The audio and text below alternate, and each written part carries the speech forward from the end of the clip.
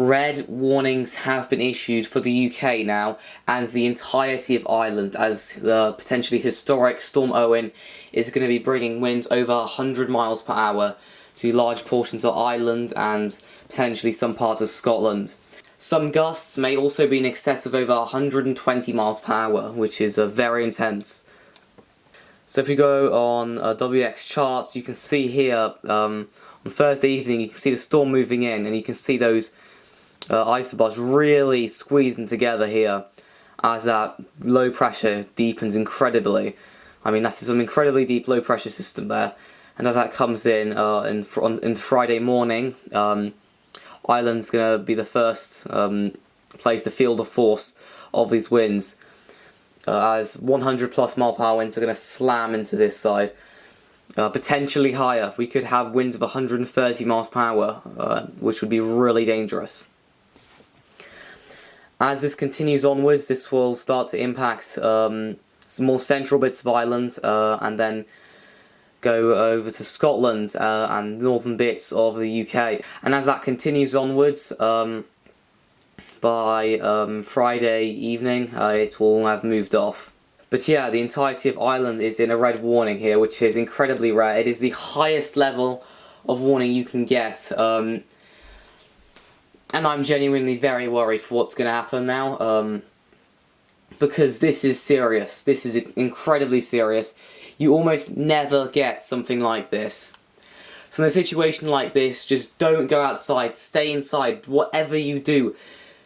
Just don't go outside. Anything that can be blown over or blown away, bring it inside or bring it somewhere very sheltered. Because if you're caught out in the middle of this, or if anything's caught out in the middle of this, it's going to be blown away. You will have falling trees, flying roofs, sheet metal being ripped off. Stuff like this will be flying around, and if you're driving around or walking around, you can easily get crushed by a tree or hit by sheet metal, which can cause some horrific damage. I've heard of many accounts of people being hit by sheet metal in the US from hurricanes and dying. Same with tornadoes. Obviously, this is not going to be like a Category 5 hurricane, but the winds out at sea may be about 150 miles per hour. The Americans are coming here with a plane that they usually fly into hurricanes to fly into this storm because of how intense it is. It just shows what a rare storm this is. That this is a once-in-a-generation storm. This is going to be historic. There will also be some storm surge from waves coming through, which is going to be quite bad. Luckily, we think it's going to be around low tide when the storm properly hits, which is very lucky, because otherwise we could have some seriously bad storm surge. The waves are going to be pretty high around Ireland, around 4 meters, but again, since it's low tide, they're likely going to be a lot less impactful. Around parts of Wales, again, very much lower and just genuinely not as intense as Ireland. Parts of North Wales and the north of the UK are covered in a large amber warning. The entirety of Scotland is covered in an amber warning as well, stretching all the way up to the Shetland Islands.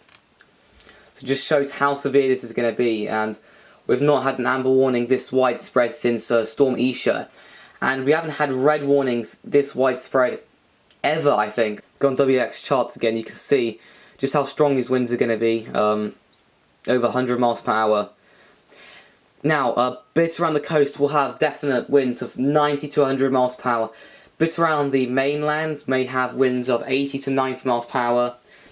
And islands like the Isle of Man may also get 90 to 100 mile per hour winds. Scotland's going to get less battered, but again, 80 to 90. Other parts of the UK, 60 to 70, maybe 80 miles per hour in very exposed areas. Here on the Windy app, we can actually check out how high the winds are going to be here. And again, it's 124 miles per hour, 123, 135. This one. If we go to the UKV, it's very similar. Most of these models, such as the GFS, showing around 100 mile per hour winds slamming into Ireland. Around the coast here, 86 mile per hour winds, and in some exposed areas as this comes in, it's going to be very high. There we go, 104, 98, 94, very close. And here, 128. Now, some models were saying around 150 mile per hour winds. Now, these may be over-exaggerating it a bit, but anything's possible, especially out at sea. Now, Ireland's definitely not going to have winds hitting it this high.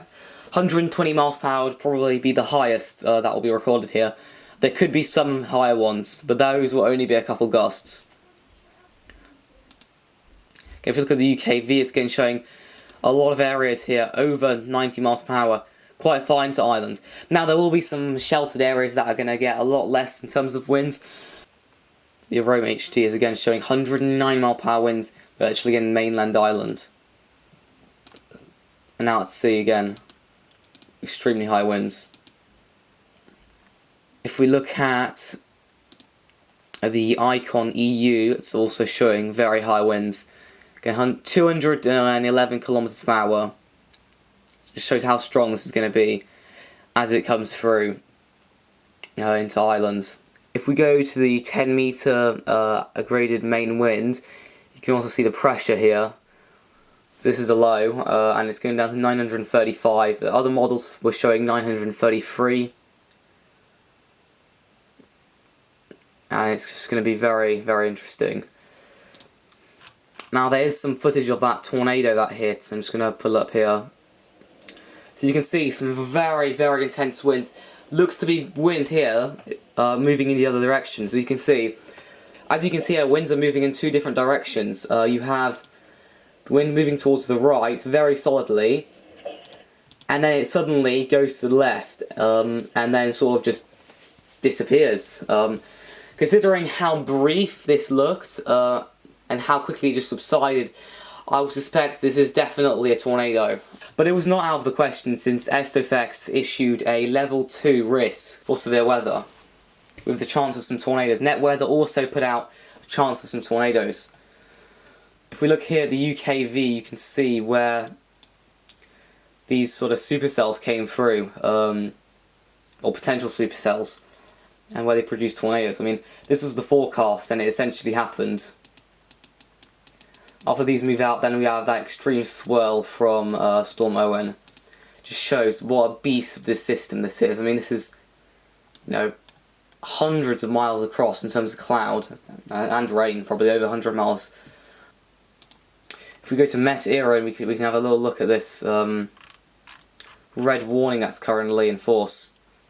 So you can see this entirety of Ireland, as I've already said, is in a red warning.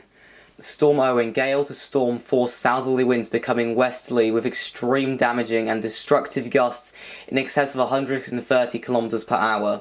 That's over 80 miles per hour.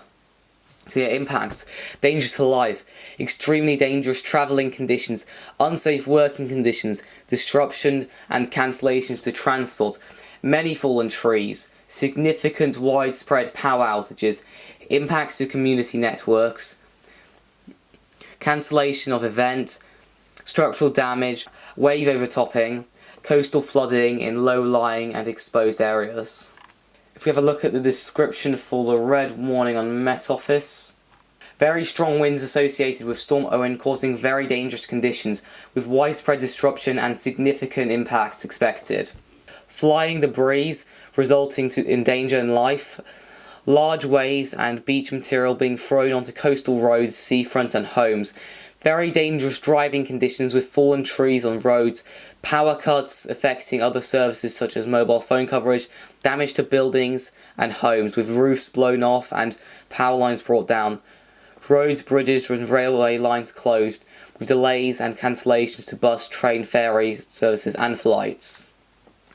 80 to 90 mile per hour winds, fairly widely, and perhaps to 100 mile per hour gusts here on exposed coasts. Same for Ireland here, over 100 mile per hour winds, and this is not even in the extreme bit. The extreme bit's down here, so there's very likely to be 100 mile per hour winds. In the amber warning, there's again 70 to 80 mile per hour winds, and some areas of 80 to 90 mile per hour winds. Those will be more exposed areas such as coasts, hills, and just very exposed areas. Some bits, some very exposed bits in Scotland, in the amber warning may still get winds of up to 100 miles per hour. So altogether, a very life-threatening and dangerous situation. In almost every other situation that I've seen with a red warning, people have died because they've been driving out and a tree has fallen and crushed to them. So you need to stay inside. You cannot go out, because if a tree falls on you, you're dead. And it's happened way too many times. Almost every time I see reports of people being killed by trees. It's happened in Storm Eunice, Storm Isha, Storm Dara, even Storm Jocelyn, I think, had a couple of fatalities. It's really sad. But if you take the proper precautions, you can reduce the risk of you dying by a lot. If you don't go outside, if you don't take a walk around or drive outside in the car, it's almost impossible you're going to die, essentially. But if you are driving around, there's a very high chance you could die. But yeah, that's about it for this forecast video. I hope you enjoyed. Consider liking, subscribing and commenting on this video, as it really helps the channel out. I'll be doing a live stream tomorrow of the storm. And yeah, otherwise consider checking out my Storm Dara video, since that was a pretty crazy storm. Also had red warnings and 90+ mile/hour winds. Although this looks like it's going to be a lot worse. But yeah, thank you for watching. I'll see you on the next one.